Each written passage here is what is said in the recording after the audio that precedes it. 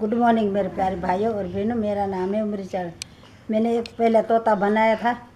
क्या आपको याद है? मैंने कुछ दिन पहले मैंने तोता आपको बना के दिखाया था। वो मैंने अपनी पोती के लिए बनाया था, आपको बताया भी था। तो मैं आज आपको दिखा रही हूँ। ये है मेरी पोती। ये वाला तोता है ना, मैं उसके लिए बनाया था। ये खेल रही है, देखो।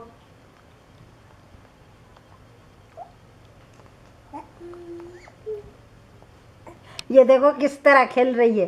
ये छोटी बच्ची है ना, देखो किस तरह खेल रही है। देख रही है किसी तरह।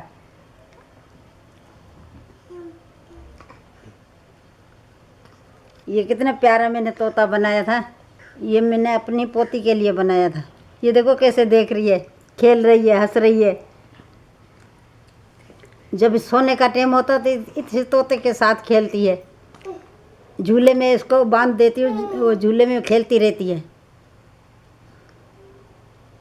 अगर ये वीडियो आपको पसंद आई हो तो इस वीडियो को लाइक ज़रूर कीजिएगा। अच्छा, ऐसी वीडियो आपको आगे देखनी हो तो मेरे चैनल को सब्सक्राइब कीजिएगा। अपने दोस्तों के साथ शेयर ज़रूर कीजिएगा। तो मिलते हैं अगली वीडियो के साथ। शुक्रिया।